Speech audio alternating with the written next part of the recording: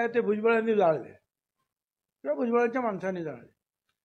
म्हणजे प्रकाश सोळंकेवर पण हल्ला भुजबळांनी केला, जयत क्षीरसागरवर हल्ला भुजबळांनी केला, त्या संदीप क्षीरसागरचं जे राष्ट्रवादीचं ऑफिस ते भुजबळांनी जाळलं, शिक्षण संस्था जे भुजबळांनी जाळलं आणि हॉटेल पण सगळं भुजबळांनी जाळलं.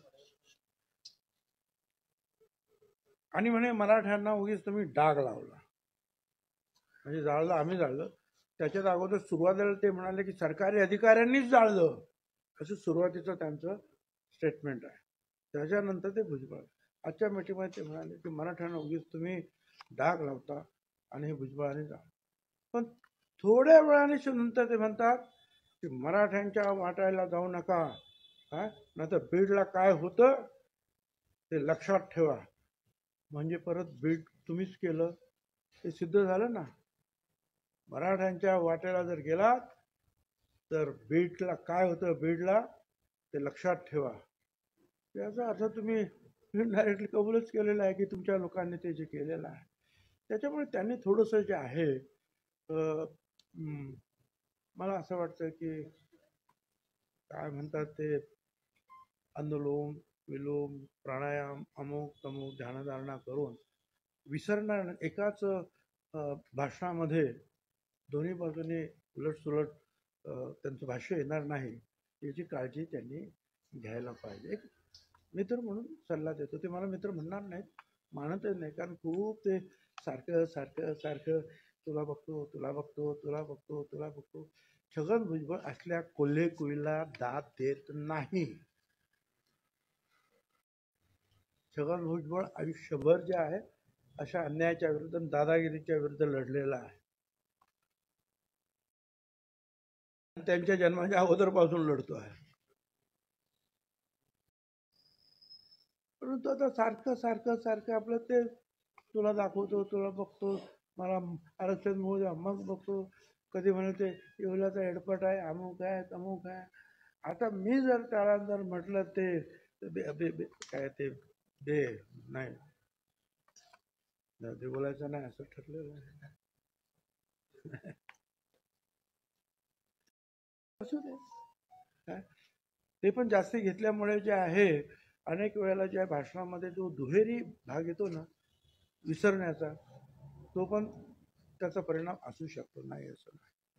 पण ठीक आहे, आता तूर्त त्यांनी सांगितलं की ते 20 जानेवारीपर्यंत शांत बसणार आहे, तोपर्यंत ते हॉस्पिटलमध्ये राहतील. कारण ते एक बाहेर तरी असतात किंवा ते हॉस्पिटलमध्ये तरी राहतात. तरी गर्जना मात्र फार मोठ्या मोठ्या करतात. आता एवढ्या मोठ्या मोठ्या गर्जना करतात छातीवर हात ठोकून, असं एक 12 इंच छाती, त्याच्यामध्ये आता ठोकून ठोकून काय गडबड झाली तर. त्याच्यामुळे ते जर त्याने तब्येतीला सांभाळावं एवढीच माझी त्यांना जे माझं त्यांना सांगणं आहे. तुम्ही तुमची जी लढाई लोकशाही मार्गाने लढा, पण तुम्ही अरे म्हटलं तर कोणीतरी कार्य म्हणणारच आहे. मला हौस नाही आहे कोणाला दुखवण्याची, कोणाच्या विरुद्ध बोलण्याची, मला माझी जबाबदारी समजते आहे. पण सारखं सारखं सारखं सारखं तुम्ही जर बोलत राहिला, वाटेल त्या मागण्या करत राहिला, मग मला बोलावं लागेल. एवढंच म्हणतो.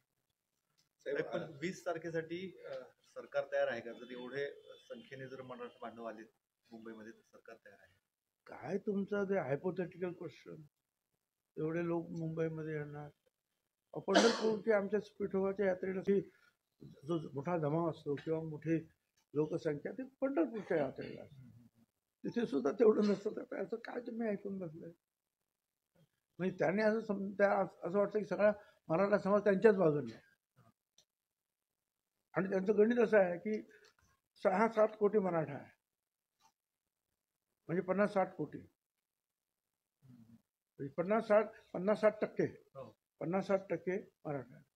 त्याच्यात 54% मिळवले तर झाले किती? 114%.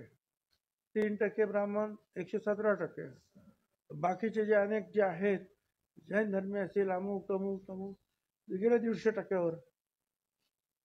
त्यामुळे तर आम्ही म्हणतो की जनगणना करा कुठल्याही परिस्थितीमध्ये, काय मग यांना कळेल की यांची जी आहेत सगळ्यांची लोकसंख्या किती आहे, आणि द्या ना मग त्या लोकसंख्येच्या प्रमाणामध्ये सगळ्यांना आरक्षण. असं काही म्हणणं नाही. सगळ्यांना द्या हरकत नाही. करा ना, जनगणना करा ना, जातगणना करा, जातगणना, जनगणना म्हणजे जातगणना. आता परवाच्या दिवशी सुद्धा जे आहे 2 दिवस ते झालं नागपूरला, त्यांच्या एका प्रवक्त्याने सांगितलं RSSच्या की जातगणना का करू नये, पण ताबडतोब दुसऱ्या दिवशी दिल्लीतून त्याचं एक्सप्लेनेशन आलं की ठीक आहे, त्याच्यातून जर काही चांगले फायदे होणार असतील आणि प्रश्न सुटणार असतील आणि वितंडवाद होणार नसतील तर जातगणना करा. तर माझं परत सांगणं आहे की जे मी 91 सालापासून समता परिषदेच्या माध्यमातून दिल्लीच्या रामलीला मैदानापासून मी मागणी करतो आहे की या देशामध्ये जातगणना करा, म्हणजे मग सगळ्यांना जे आहे कळून येईल.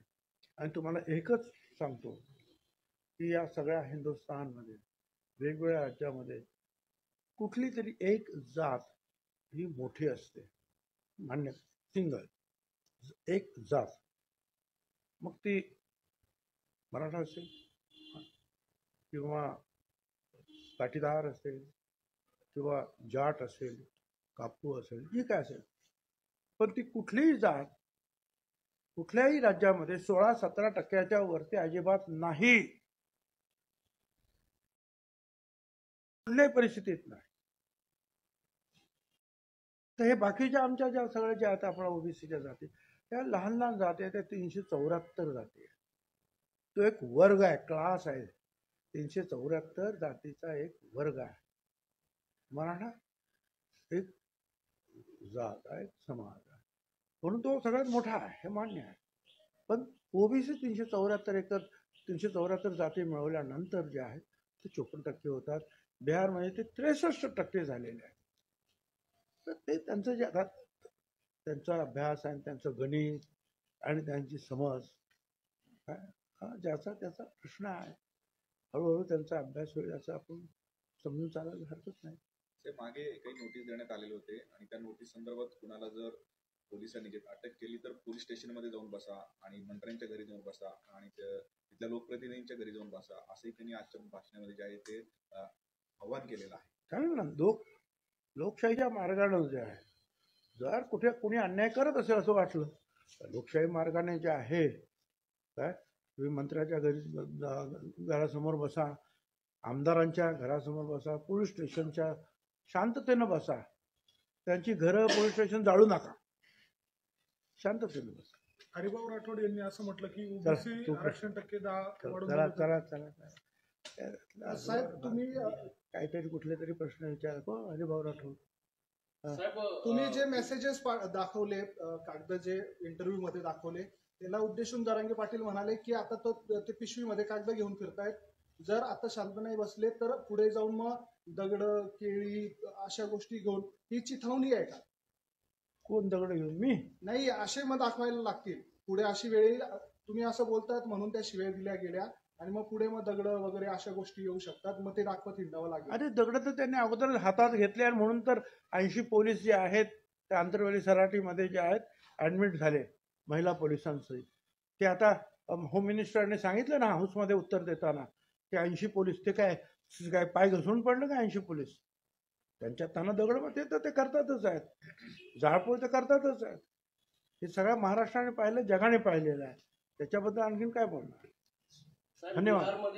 बिहारमध्ये नितीश कुमार जनगणना करतात, आपल्या महाराष्ट्रामध्ये होत नाही, काय वाटतं?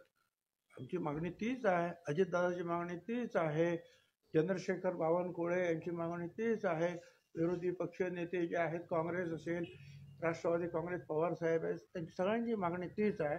आणि माझी खात्री आहे की सगळ्यांची मागणी जी आहे एक दिवशी या सरकारला पूर्ण करावीच लागेल. साहेब, आता विरोध कोणाचा आहे?